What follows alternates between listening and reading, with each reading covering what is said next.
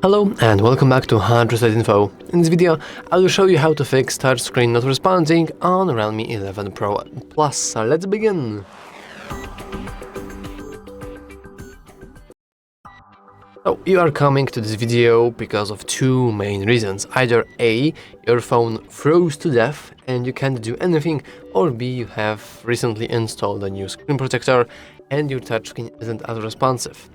The B problem is very simple to fix. You probably just want to remove the screen protector, clean it using some sort of microfiber cloth, for example like this one, so we can lock our screen, remove the screen protector, clean it, let's make sure that there is no dust inside, etc, and then install the new screen protector.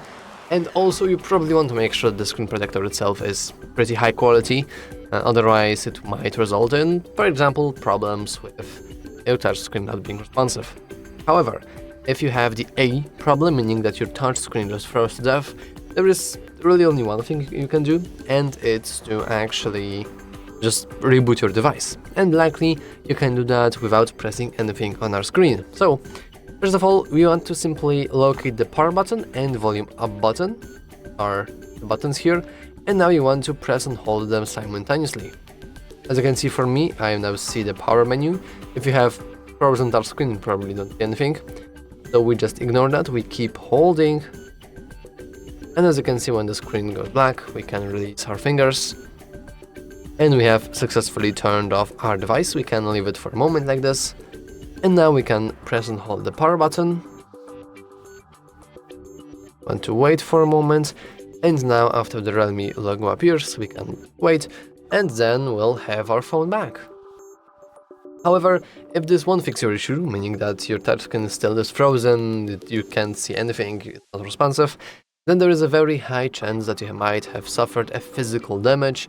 Maybe the glass broke, maybe something else broke, it's pretty hard to predict. But what you want to do then is probably you want to head over to, for example, a Realme store or some other phone workshop in your area, and then try asking them for help.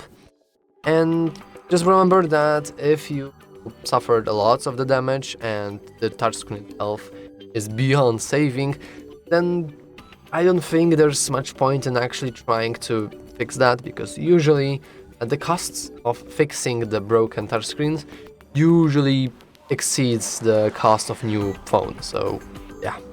But anyway, that's all for this video. If you found it useful, make sure to leave a like, subscribe, and as always, thanks for watching.